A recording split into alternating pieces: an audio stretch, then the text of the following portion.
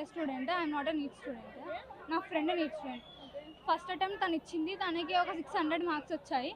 అంటే ఆ day marks calculate చేసుకున్న తర్వాత తను చాలా హ్యాపీగా ఉండే. Like she did one year long term. అంటే ఫస్ట్ అటెంప్ట్లో రాలేదు, సెకండ్ అటెంప్ట్ ఇది తర్వాత 600 మార్క్స్ వచ్చాయి. She was happy. అంటే ఓ సీట్ రావచ్చు అన్నట్టుగా ఉండే. దాని తర్వాత ఏమైంది, పేపర్ లీక్ గురించి తెలిసింది. దాని నెక్స్ట్ డే ఏమైంది అంటే లైక్ రీ ఎగ్జామినేషన్ ఉంటుంది. దానివల్ల చాలా స్టూడెంట్స్ సఫర్ అయ్యారు, సూసైడ్స్ కూడా చేసుకున్నారు.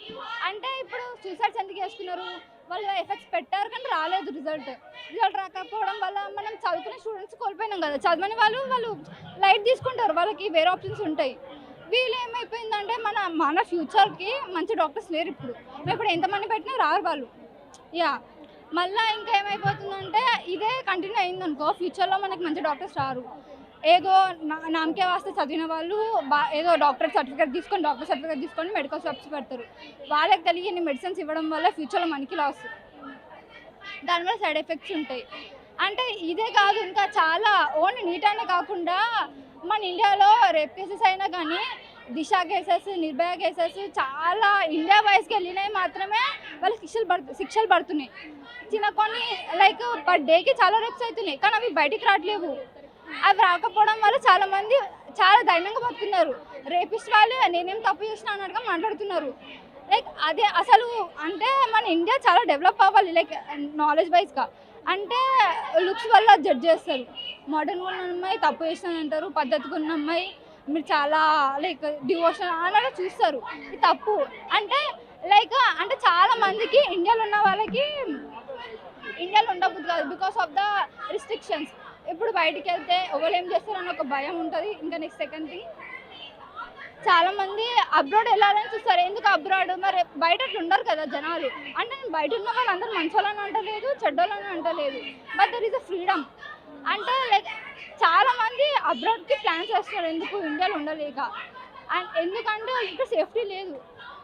ఎందుకు ఇప్పుడు ఒక 8 తర్వాత వెళ్ళడానికి ఆలోచిస్తున్నారు. ఎందుకు ఎవరైనా ఏమో చేస్తారేమో చేయడానికి, మళ్ళీ మనకేమైనా ఓకే సపోజ్ ఒకవేళ ఏమైనా అయినా కానీ మనకు శిక్ష వస్తుందో మన తరపున లైక్ జస్టిస్ వస్తుంది రాదో కూడా తెలియదు. నేను రీసెంట్గా ఒక కేసు చూసా. ఒక అంకుల్ ఒక 40 years 35 years ఉంటుంది, నాకు తెలీదు. ఇన్స్టాగ్రామ్ వల్ల చూసా పక్కన పక్కింటి అమ్మాయిని ఇలా నా ఏజ్ అమ్మాయి అబ్యూజ్ చేశాడు, లైక్ సెక్షువల్గా హెరాస్మెంట్ ఇచ్చాడు. ఆమె తడుకోక మమ్మీకి చెప్పింది. ఆమెకు వాళ్ళ డాడీ లేడు. సో ఆమె వాళ్ళ మమ్మీ కేసు తీసుకొని కంప్లైంట్ ఇచ్చింది. కంప్లైంట్ ఇచ్చి ఆయన జైలుకి వెళ్ళాడు. బెయిల్తో మళ్ళీ వచ్చాడు. అసలు బెయిల్ ఎందుకు ఇచ్చిండు, బెయిల్ ఎందుకు ఇవ్వడం? ఆ 2 times 3 times ఆ బెయిల్ రావడం, ఆ బెయిల్ వచ్చిన తర్వాత ఆయన కోపం వల్ల అతని కోపం వల్ల వాళ్ళని వాళ్ళ మమ్మీని వాళ్ళ నాయనమ్మని ఈవెన్ ఈజ్ వైఫ్ ఓన్ భార్య ఇద్దరు పిల్లలు చంపిళ్ళు. అసలు ఏమొచ్చింది అంటే ఇంత క్రూయల్గా ఎందుకు అవుతారు మనుషులు తెలియట్లేదు. అంటే బికాస్ అంటే మనకి వాయిస్ రైజ్ చేయాలంటారు, రైజ్ చేసినా కూడా మనకి దిష్టి రాకపోతే ఎట్లా? 20th రోజు జరిగింది. It is nothing short of a Jallianwala Bagh. 19th night నుంచి అక్కడ ఇంటర్నెట్ కట్ డౌన్ చేశారు. ఇంటర్నెట్ లేదు. సెంట్రల్ లీడర్షిప్ అక్కడ ఏం చెప్తుంది, అభిజిత్ దీప్కే వీళ్ళు ఏం చెప్తున్నారు అనేది కనౌట్ రోడ్లో ఉన్న వాళ్ళ దగ్గరకు అసలు అది రాలేదు ఆ ఇన్ఫర్మేషన్. 3 బ్యారిగేడ్స్ పెట్టారు అక్కడ. ఓకే, ఫస్ట్ బ్యారిగేడ్స్ పోలీసే తీశారు. వీళ్ళు ఏమనుకున్నారు, వీళ్ళ దగ్గర ఇంటర్నెట్ లేదు, అక్కడి నుంచి కమ్యూనికేషన్ లేదు. ఓకే సెంట్రల్ గవర్నమెంట్ ఓటమి ఒప్పుకుంది, మేము గెలిసాము గవర్నమెంట్ మీద అని చలో ఆగేపడో అని చెప్పి ముందుకు వెళ్ళారు. ఫస్ట్ బ్యారిగేడ్ లోపలికి వెళ్ళినాక నెక్స్ట్ లేయర్ బ్యారిగేడ్స్ దుంకారు.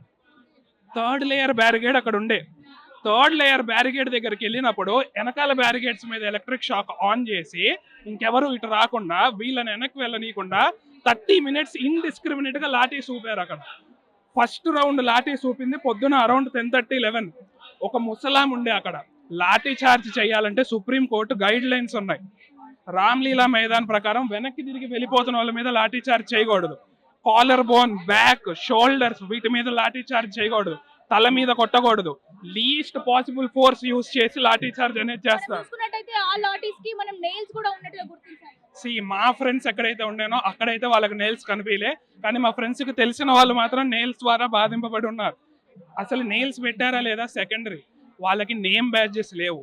వాళ్ళు వెనక్కి తిరిగి పారిపోదామంటే వెళ్ళిపోయే దారి కూడా లేదు అక్కడ. పారిపోతున్న వాళ్ళ మీద లాఠీ చార్జ్ చేశారు, వెనక్కి వెళ్ళి పారిపోతున్న గోడ దుంక అవతలకి వెళ్ళిపోదాం అనుకున్న వాళ్ళ మీద లాఠీ చార్జ్ యొక్క యూజ్ ని వాళ్ళు మిస్యూజ్ చేశారు. లాఠీ చార్జ్ అనేది అక్కడ అసలు అన్వాంటెడ్.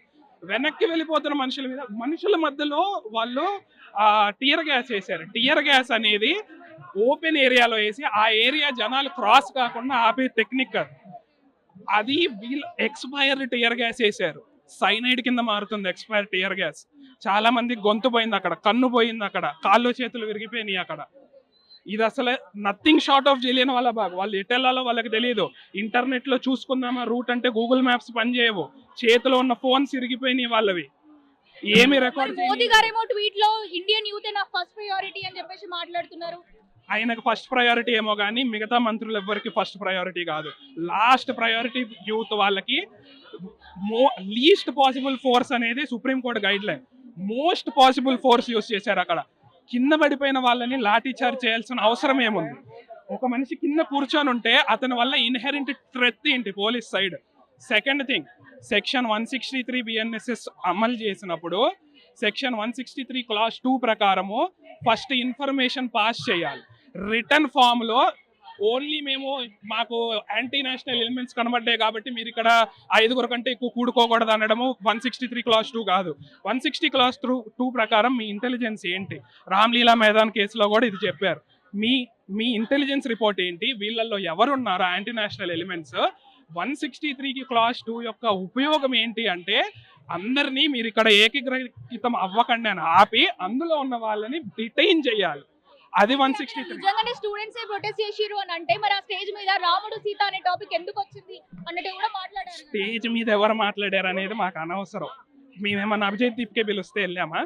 అక్కడ మా స్టూడెంట్స్ వెళ్ళారు కాబట్టి అందరూ ఏకాగ్రతం అవుతున్నారు కాబట్టి ఇవాళ అభిజిత్ దీప్కే వచ్చి వెళ్ళిపోండి మీరు అందరూ అంటే వెళ్ళిపోతారు అక్కడి నుంచి.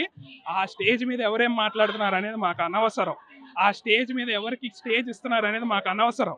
కావాలంటే మీరు అసలు వాళ్ళతో ఆ లీడర్షిప్తో మాట్లాడకండి. మీరు స్టూడెంట్స్లో నుంచి సెలెక్ట్ చేసుకోండి. ఇగోరా మీతో మాట్లాడతాం మేము, వాళ్ళంతా యాంటీ నేషనల్స్, వాళ్ళతో మేము మాట్లాడమని.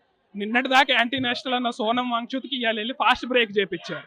నిన్నటి వరకు యాంటీ నేషనల్, అసలు ఇంతమంది యాంటీ నేషనల్స్ ఎక్కడి నుంచి వస్తున్నారు? హోమ్ మినిస్టర్ రిజైన్ చేయమనండి. దేశం మొత్తం యాంటీ నేషనల్సే ఉంటే ధర్మేంద్ర ప్రధాన్ రిజైన్ చేస్తే నిజంగానే పేపర్ లీక్ ఆగిపోతాయి అంటారా?